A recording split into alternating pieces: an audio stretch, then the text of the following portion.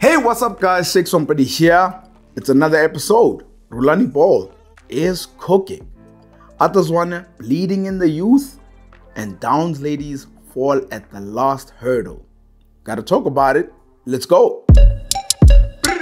That's how it goes? They keep asking about the best when they know it's me. Okay. Asking about the rest when they know it's me. Straight in, I guess.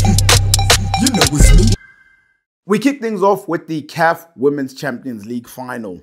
Asfa going up against Mamelodi Sundowns. I'll tell you something, we've seen this movie before. It was like Morocco against Banyana. Remember that final in the WAFCON? It just looked that way. Because when Asfa was lining up, I looked at some of the players and I said, wait a second, I've seen her before. A lot of them play for the Moroccan national team. And as for also the Mamelodi Sundowns ladies as well. And Asfa started really quickly. They moved the ball really quickly, got the ball to their wingers, got the ball in, and eventually they got a penalty from that. And I think with the penalty, I think Mamelodi Sundowns did not expect that to come so early within the game. They were rattled completely, and I think it threw them off. They were making silly fouls, silly fouls. And you know, when Malauti went in for that tackle, I thought, oh boy, this is not good, man. This is not good. If this thing goes to VAR, and that's when the commentator mentions that there is VAR. They have a look, and then she's sent off. And to make matters worse, when they come back into play, the captain in Tlapo is sent off as well. And she had to walk, second yellow card. You know, the ladies, the Mamelodi Sundowns ladies let themselves down. You know, I think they let themselves down. They played so well leading up to that final, not conceding goals, scoring plenty of goals, and they chose the wrong game to make mistakes. It's almost as if like they were playing the occasion instead of the actual game. And that's for us, they was fully focused on the task at hand. I think also revenge was on their minds because Banyana absolutely schooled them in the final. The only positive I will take for Mamelodi Sundowns ladies is the fact that they did get paid out. And that was the one thing my heart was beating for, was the fact that when they made the prize money for first and second place, I thought Mamelodi Sundowns have to do it this time around because the last competition, they won the competition, but they were not able to get anything from it. So they walk away with a nice 4.3 million rand. So that is the plus side.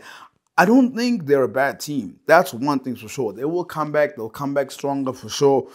But at the next tournament, I mean, they have to really make sure that they stay perfect because at this level, you can get punished. The Culling Cup took place this past weekend. First game was a whole day's competition. It sort of gave you that throwback feeling of the Telkom Charity Cup.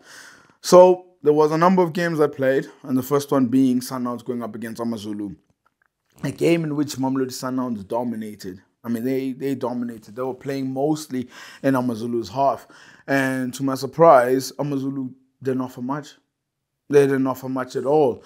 And I have to also say, Rulani's got a headache on his hand because there was a lot of players that raised their hands. I think there was a lot of players who stood there and said, you know what, in the following season, in the second half of the season, Rulani, you can count on me.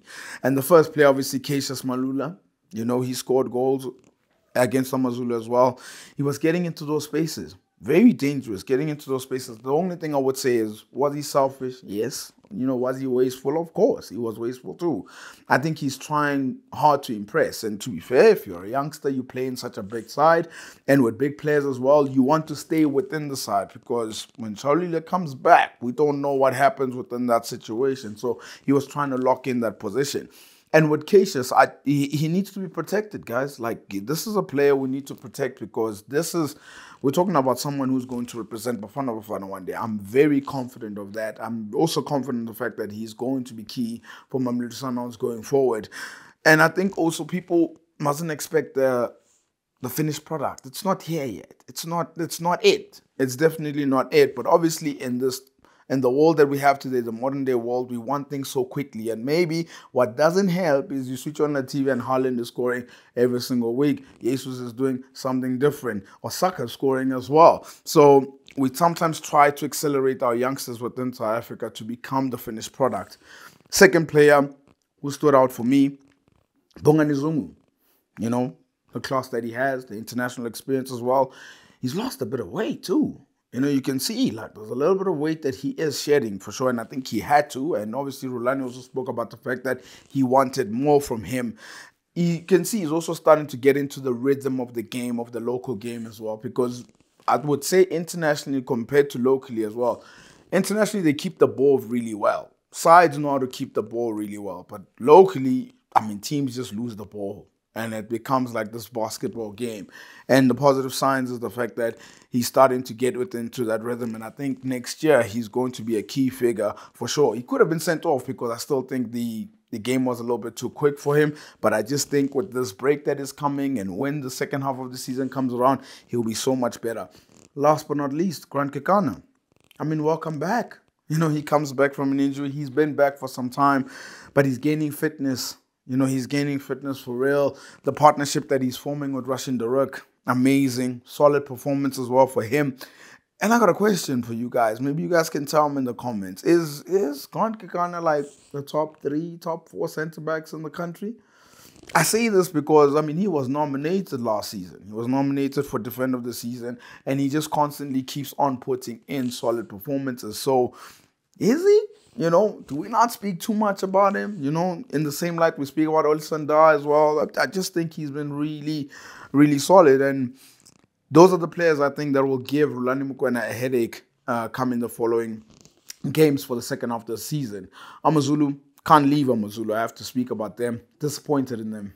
Really, really disappointed in the way that they played. They didn't offer much. Really didn't offer much. Only one shot on target I can remember of that game. That Mango one, that's the only one I remember. Let me also ask you another question. Look at the squad. There you have it as the squad. Mango is there. Dumsani Zuma is there. Malepe is there. Buchanan is there. Ethan Brooks. I mean, those are names, right? You would agree with me that those are names. But are they? I ask this question because their performances this season has been under par. They've been really under par. They failed to show up in the final against Orlando Pirates, and then also now against Mamelodi Sundowns. They were absolutely schooled. And you ask yourself, are they just names? Like, are they just names? Because I'm waiting for those performances. I'm waiting for those performances that you gave after you've left the Kaizer Chiefs on Orlando Pirates, and that is something that I'm just not seeing. I'm not seeing it at all. So I'm hoping that they watch this video and they get boosted and they prove me wrong. Because some of these players left Kaizer Chiefs and Orlando Pirates with something to prove. And I'm still hoping to see that. So I can only hope that Roman Falls will have them playing much better in the second half of the season. We also had a Soweto derby this past weekend. Game ended 0-0. Orlando Pirates going up against Kaizer Chiefs.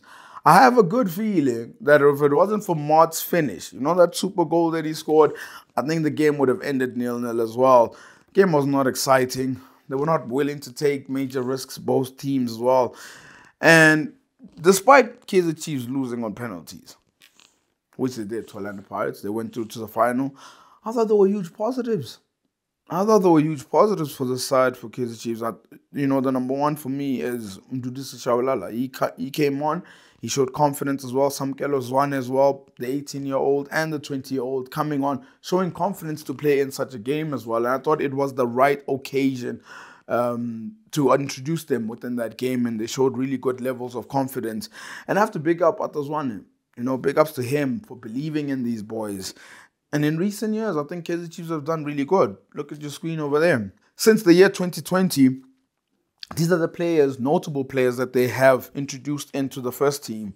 Nkosimpile Ngowo, Njabulu Blom, Happy Mashiane, Puntle Malifa is also training with the first team goalkeepers, Sabelo Khadebe, and not to forget the two that I mentioned before, Shawlala as well as Samkelo Zwane. So I think Zwane has a plan. There's definitely a plan and possibly a team that he wants to look a particular way in a couple of years' time.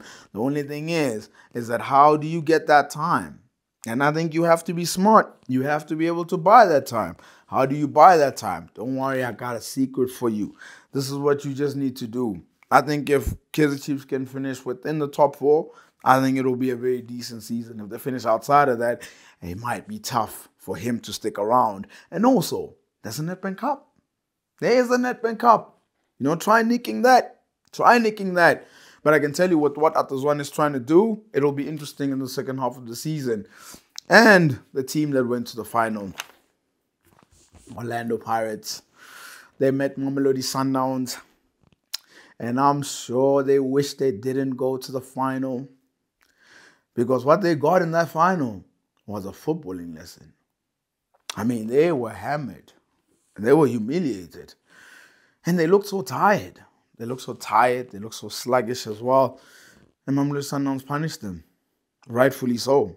You know, if you give a performance like that, you're going to be punished. And to be fair, the red card did play a role. Okay. Having to make that tackle on Domingo. Does not have a place in our game. But eventually when he made that tackle, I was like, no, the red card is coming.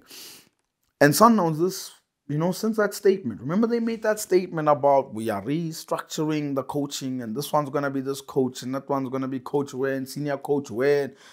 I mean, they are different gravy, man. I mean, they are different gravy since that statement. They make it look so easy. Look at those numbers over there since Rulani Mokoena became the head coach.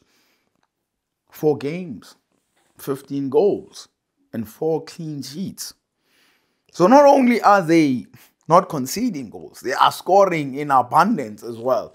And there's something that they do really well. They build it up from the back really slow, but once it gets to a certain place in the pitch, close to that opposition third off box, I mean, they pick up the pace. They pick up the pace. They're ruthless as well. And I have to say, for the teams that were watching the Carling Cup, for all the teams that did not make it, I hope you guys are watching, man. I hope you guys are watching because Rulani has this team firing. And I think Rulani as well, he's starting to prove how much of a good coach he is once you give him that free reign. And to be fair, when you have resources like Mamelodi Sundowns, there's a lot of good things that you can do. And as for Orlando Pirates, I don't think they should beat themselves up too much, despite the fact that they got a beating within that final. But one thing I will say to Orlando Pirates is, the Sundowns you face come New Year's Eve is not going to be the Sundowns you face in the MTN8 semi-final. The Sundowns is different. And here's the thing. The score is 1-1. The one that won in the MTN8 semi-final and the one that won the Carling Cup final. So, what we get on New Year's Eve, it is going to be a humdinger, that's for sure. And the weather did play its role. If you summarize the whole tournament as a whole, was it a success? I think it was a success. There were 7 goals that were scored. And after 7 goals, Mamelodi Sundowns scored all of them. AmaZulu, Kaizer Chiefs and Pirates, please come back stronger. Please. Because that Sundowns you face in the second half of the season is dangerous. Guess who's back? Guess who's back? Brakkies is back. Yep, Brandon Truter is back in local football. He was announced as the head coach of Sekhukhune United quickly after leaving AmaZulu. This guy left AmaZulu last month. Said he had personal issues that he had to go sort out. And now he's back. And I have to say, his agent was praised. People that were praising the agent on social media saying, how does she do it? Getting him another job. And she was going on about how it's the Lord's work and she just prays and stuff. And I looked at it and I thought to myself, I don't know if it's a good thing that he's back so quickly. I don't know. I say I don't know because, since last year November to this year November, Brandon Truter has been in 3 jobs. Swallows, AmaZulu, Sekhukhune United. Now. And I don't know if that's good. Is that good for his image? The fact that he's already on his 3rd job within a year, within 12 months. Because at this rate, on an average, in 5 years, he would have had about 15 jobs if he carries on like this.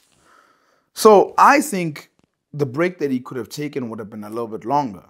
Go reset, go recharge, just go recharge, go do what you have to do. And even if the job offers do come, just take a break. You don't need to be here yet. And will he bring something different to Sekhukhune as well? Because he's now becoming a draw specialist as well. And he does have a lot of draws. And the only thing about it is when you're changing jobs as frequently as he is, I don't know if the stock is going up. You know, I don't know if it's going up. I don't know if the exchange rate is going up. I would have to say a little bit is going down. And I would hope that he does really well, because then if it doesn't work out at Sekhukhune, you know, if it doesn't work out, what's next? You know, what is next? And I speak like this because Brandon Truter worked so hard to get his image to a place where he's a DStv Premiership coach and not an NFD coach. But now with the jobs that are coming and it's changing as frequently, I can only hope that this works out. And I'm hoping something good happens at this club with Brandon Truter as well, because the rate of these jobs that are coming, I don't know if it's a good thing, but good luck to Sekhukhune. They've bought a lot of players, and I'm sure they'll be hoping that Brackies fires them to top 8. It's time for our weekly bet of the week. The purpose of this segment is to show you my bet slip in hopes that it helps yours light and green. The more accurate, the more cash you get. Let's get into it. The World Cup kicks off very soon. Days away. This Sunday, Qatar have their first game against Ecuador. So what are we betting on? You know, I've gone for an outright bet. What is an outright bet? An outright bet is you're placing a bet on who's going to win the whole competition. So we're only going to see the outcome of this bet at the end of the competition. So my outright bet, who will win the World Cup? Man, I'm trying to be cheeky here. And I really think they can do it. I really do. I'm going for the Copa America champions, Argentina. You know, I've been impressed with how they're playing. When I've seen them play, they're not as reliant on Messi as well. And you know, when they played within that Super Cup against Italy, just the way they ran over them as well. I've put in a nice little bet, and look at that outcome. The odds sitting at 6.45. So they're not the ultimate favorites. Not the ultimate favorites, but they're one of them. So that is my bet for who will win this World Cup. That is Bet of the Week, sponsored by Betway. Remember to practice responsible betting at betway.co.za. Until the next one, all the best. And that's it. That's the end. Come to the end of the show. No club football's on a break, Shakes. No DStv Premiership, no Premier League, no La Liga, no Serie A. I mean, what happens to play in the field with Shakes? We're not going anywhere. I'll see you guys next week. We're talking World Cup.